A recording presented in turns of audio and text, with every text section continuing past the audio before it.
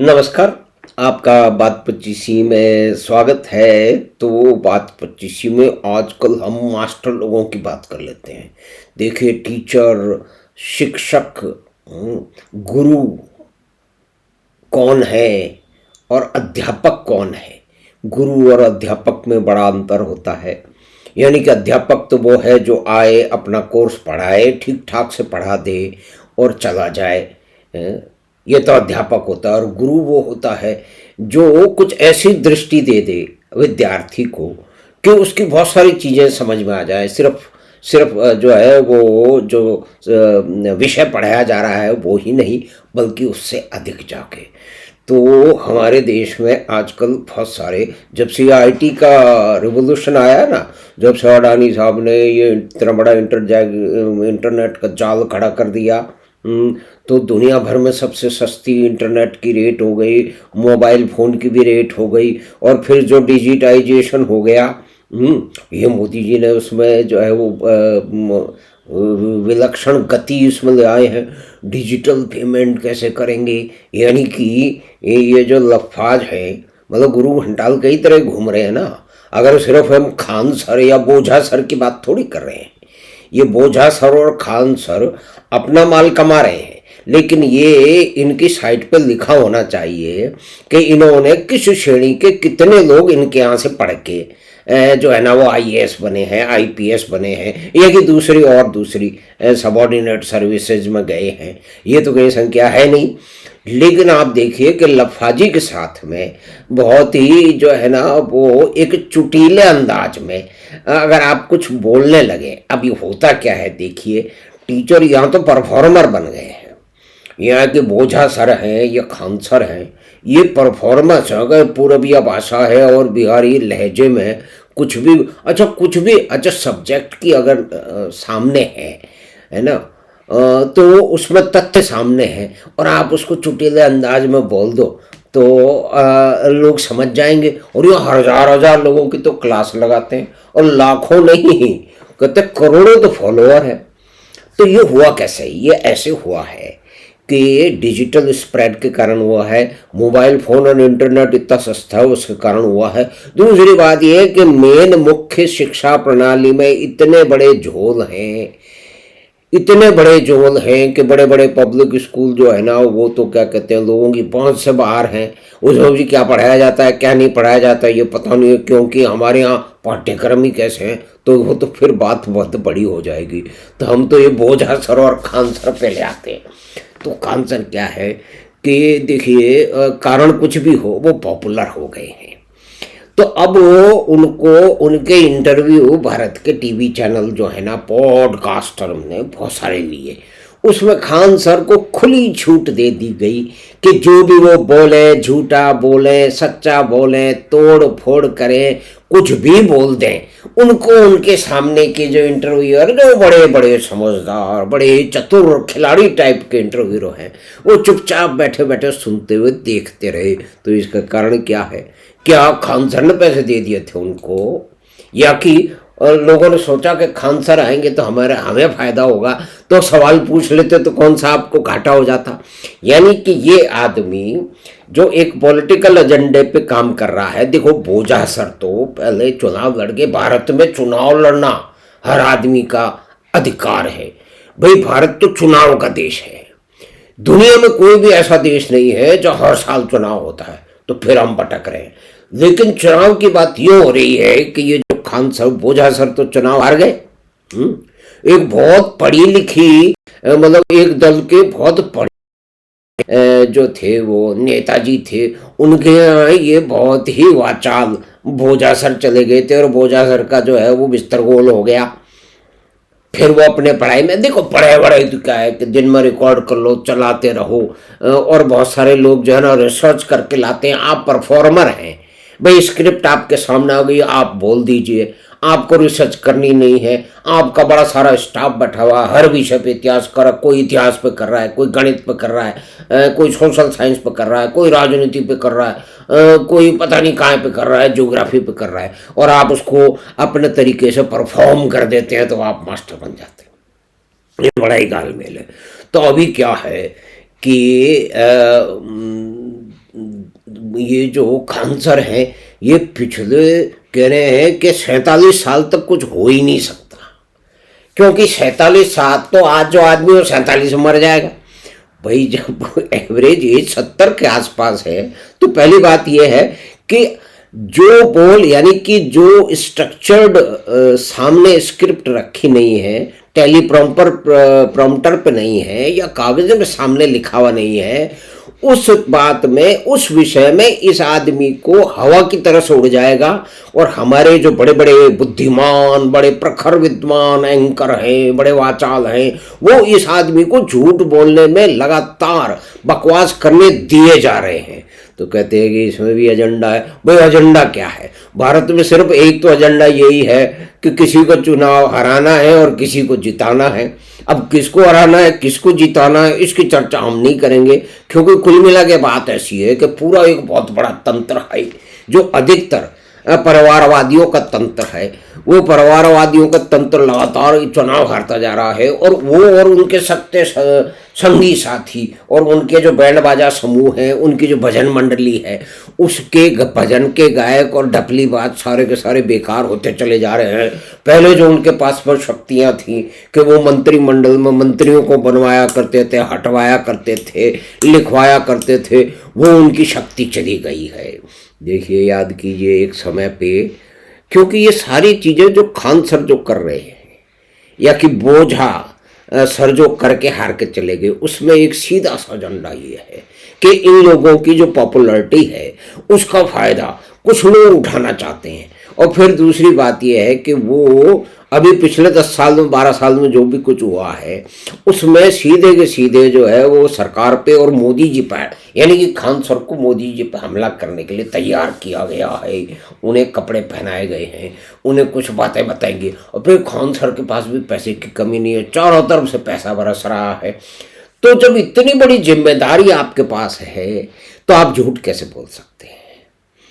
आप अगर भूल जोड़ सकते, इन लोगों पे कोई नियम कायदे कानून होने चाहिए कि अगर ये झूठ बोलते हैं या अगर ये अफवाह फैलाते हैं तो इनके ऊपर कोई कार्रवाई होनी चाहिए।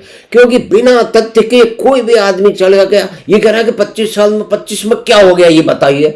अरे भाई, इतने सारे जनधन अकाउंट खुल गए, मतलब एक एक जो है वो क्षेत्र को जो है वो उसमें मोटी मोटी टिप्पणी, बधेश टिप्पणी करके निकल रहा है। और हमारे देश के जो है ना प्रतिभाशाली जो एंकर हैं वो चुप मौन बन के बैठे हुए हैं। क्यों बैठे हुए हैं, ये उनसे भी प्रश्न होना चाहिए। तो ये 25 साल में हुआ ही नहीं। और भाई ऑपरेशन सिंदूर अभी अभी हुआ है ना, उसमें भारत ने क्या विशेषता कर दी, तो वो अपने आप ही हो गया, बिना कुछ किए हो गया। आप एकदम से आप जो है वो आयुध निर्माण में भारत तो 70% अपनी आवश्यकताएं जो है ना वो बाहर से इंपोर्ट करता था, ऐसी परिपाटी थी। वो परिपाटी क्यों थी, हम उसमें नहीं जा रहे, लेकिन उसमें परिवर्तन आ गया है। अब 70% जो है ना वो भारत में बन रहा है, और उसके बाद में उसमें प्राइवेट सेक्टर की जो निजी क्षेत्र है उसकी ऊर्जा भी आ गई है। लेकिन यहाँ टंटा ये है कि हमारे जितने भी अधिकतर जो गुरु घंटाल टाइप के आदमी हैं वो समाजवादी दृष्टि रखते हैं। तो समाजवादी दृष्टि के हिसाब से तो एंटरप्रेन्योर है या कि निजी क्षेत्र है वो सिर्फ लूट मार का काम करता है। कोई भी काम जो है ना होगा वो समाजवादी करेगा और सरकार करेगी। ठीक है भाई, सरकार की योजना बनाने की काम होते हैं, लेकिन सरकार के डिपार्टमेंट आपके सड़कें तो ठीक बना नहीं रहे हैं। ये कुछ कमियां हैं, जो कि कमियां आप राजनीतिक नेतृत्व पे भी डाल सकते हैं। लेकिन वस्तु स्थिति ये है कि वास्तविकता में जो तंत्र है वो तो बदल नहीं रहा ना, सरकार बदलने के साथ वो तो बदल नहीं रहा। उसकी जो इच्छाएं, उसकी जो कार्य पद्धति है वो बन गई है। लेकिन इससे परे जाते हुए भी खान सर के लिए बता दें कि ये इतने सारे जनधन अकाउंट खुले हैं, वो कैसे खुल गए, ये कह रहा है ना परिवर्तन ही नहीं हुआ। तो कुछ गिना देते हैं। अब जैसे कहते हैं कि भाई अभी जो जॉब जो पोर्टल है उसके ऊपर 3 गुने जो है ना वो जॉब आ गए हैं साल में 2023 से 24 के बीच में। तो वो कैसे हो गया, अपने आप हो गया, कुछ जादू की छड़ी है। यानी कि ये जो इस तरह के लोग हैं जिनका राजनीतिक, जिनकी प्रसिद्धि का, पॉपुलैरिटी का, जिनकी लफाजी का फायदा उठाने का परिवार तंत्र प्रयास कर रहा है, तो वो क्या 10 साल में कुछ भी नहीं हुआ है। भाई ऑपरेशन सिंदूर हो गया तो कोई सिर्फ ये लड़ाई की बात नहीं है, इस क्षेत्र में जो मैन्युफैक्चरिंग भारत में हुई है, जो ऊर्जा आई है, वो अपने आप ही नहीं आ गई ना, उसमें क्या सारे बहुत सारे काम हुए हैं। और फिर उसके बाद में चाहे बिजली का उत्पादन हो, जन जन अकाउंट हो, और इकोनॉमी इकोनॉमी कहाँ पहुँच गई। वो जो 2010 में ये कहा जाता था कि हम जो है उसको तीसरी इकोनॉमी बना देंगे 2047 तक, यानी 35 साल तक, 45 तक, यानी कि 35 साल का एक जो है टारगेट था, एक उद्देश्य था, एक लक्ष्य था। लेकिन ये तो 10 साल में ही मोदी जी ने कर दिया, चौथी इकोनॉमी बन गए, तीसरी बनने वाले हैं। 5 ट्रिलियन की देश की इकोनॉमी बढ़ जाएगी, इसके ऊपर कितना वितंडा हुआ। और हमारे देश के जो लफाज हैं उन्होंने कितनी उसकी हंसी उड़ाई, रवीश कुमार वगैरह सारे उसमें शामिल है। यानी कि ये भी जो है रवीश कुमार ही है, यानी कि आप परफॉर्म कर दो, कुछ भी झूठा बोड़ा बोल दो, क्योंकि आपकी शैली लोगों को पसंद आ गई है तो सारा झूठ चल जाएगा। तो सबसे बड़ी बात यह है कि भाई देखिए, रवीश कुमार को तो एनडीटीवी को, जो पुराना एनडीटीवी था, जो कि प्रणय रॉय का था, उनको जरूरत थी, क्योंकि वो अंग्रेजी का चैनल था और एक बिहारी भाषा में, हिंदी भाषा में एक बंदा चल रहा था, तो उन्होंने चला दिया। वो कुल मिला के बेसिकली तो वामपंथी विचार का है, और उस पूरा परिवार एनडीटीवी ही वामपंथी परिवार का था, तो वो सब कुछ चल गया। तो यानी कि ये लोगों ने जो जिम्मेदारी मिली है उसको झूठ बोल रहे हैं, झूठ बोल करके लोगों में भ्रम फैला रहे हैं, गलत सूचनाएं दे रहे हैं। और ये बहुत सारी जो योजनाएं वो है, लाडली दीदी वगैरह हुई है, वो पहले क्यों नहीं हुई? भारत के अंदर ऑपरेशन सिंदूर से ये बार बार कहने ऐसे जरूरी है कि इसके अंदर लाखों लोगों को इसके अंदर जो है ना वो उसको जीविका उपार्जन मिला है, बिजनेस मिला है। और ये जो खान साहब जैसे आदमी है, सबसे बड़ा झूठ ये बोलते हैं कि खुद उद्यमी है, एक बहुत ही साधारण, उससे आना कोई बुरी बात नहीं है, लेकिन इसने कोई भी एक कलर का एग्जाम भी इसने पास नहीं किया है, कोई प्रोफेशनल इसके पास में डिग्री नहीं है, लेकिन ये पता नहीं कितने सारे प्रोफेशन की पढ़ाई करवाता है। तो ये उद्यमी है ना, लेकिन ये पढ़ाई किसकी करवा रहा है? सरकारी नौकरी। यानी कि एक पूरा तंत्र इस देश में जो है, जो कि कोचिंग उद्योग है, वो कोचिंग उद्योग इस बात पे निर्भर है कि सरकारी क्षेत्र में हर एक नौकरी के पीछे 30,000 आदमी लगे पड़े हैं। यानी कि 29,999 लोगों का समय व्यर्थ जा रहा है। भाई कितने मतलब एक नौकरी के पीछे 30,000 लोगों को आप तैयार कर रहे हैं। तो इस सरकार को भी और इसमें ध्यान देना चाहिए कि क्या गोरख धंधा चल रहा है। दूसरी बात एक कंट्री में जैसे जयपुर में कोचिंग हब बना हुआ, यानी कि आपने जो सिस्टमैटिक जो एजुकेशन थी, जो पुराना आपका शिक्षा का तंत्र था, चाहे वो स्कूली शिक्षा हो चाहे वो उच्च शिक्षा हो, उसको तो आपने ध्वस्त कर दिया। आप मान बैठे कि आप कोचिंग हब में कितने सब लोग आएंगे। वो सब थोड़ी चाहते हैं कि आसपास में रहें, क्योंकि वो अलग अलग क्षेत्र को जो है ना वो कैटर करते हैं, तो एक जगह कैसे आ जाएंगे? भाई एक जगह ही थोड़ी बड़ी हो जाएगी, तो अभी तक तो खाली पड़ा है। हम बहुत सारी बातें कर रहे हैं, लेकिन कोचिंग हब जो है, ये कोचिंग की जो बीमारी है, ये उद्योग नहीं है, ये एक तरह से लूटमार है। ये आप सपने बेच करके 29,999 लोगों को बेवकूफ़ बना रहे हैं। उन परिवारों का पैसा व्यर्थ हो रहा है और नौजवानों का समय बर्बाद हो रहा है।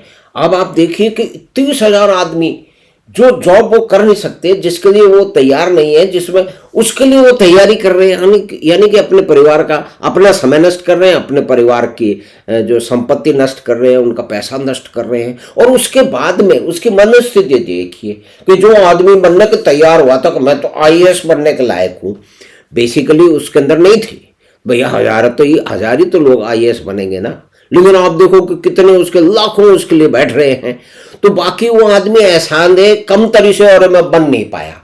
ये एक अपराध बोध जो है वो उन लोगों में डालने का काम ये खान सर और बोझा सर जैसे लोग कर रहे हैं। तो अपनी पॉपुलैरिटी किसी भी कारण में, कुल मिला के लफाजी के कारण आई है। और जो है वो अब बिना आधार के, बिना फैक्ट दिए हुए ये पॉलिटिकल स्टेटमेंट इसलिए दे रहा है क्योंकि कुछ राजनीतिक दल इसकी प्रसिद्धि का लाभ उठाना चाहते हैं। वो लाभ उठा करके मतलब ये किसको लाभ मिलेगा? ये परिवारवादियों को लाभ मिलेगा। वो परिवार में जिसमें किसी के किसी का शॉप असिस्टेंट का काम करने की लियाकत नहीं है, वो पार्टियों को देश की राजनीति चलाना चाह रहे हैं। इस तरह का गोरख धंधा सिर्फ भारत में ही होता है। तो हमें आशा है कि ये फेक टेल्स ऑफ फॉल्स खानसर, यानी कि ये जो लफाज है, इनकी लफाजी और लफाजी का जो उद्योग है उसके हमने थोड़ी सी बातचीत की। तो आओ, हमें आशा है कि बातचीत आपको पसंद आई होगी। तो आप चैनल बात 25 को सब्सक्राइब करें, लिंक अपने मित्रों और परिवार के साथ साझा करें। हम आपसे फिर मिलेंगे बात 25 की अगली बात में। धन्यवाद, नमस्कार।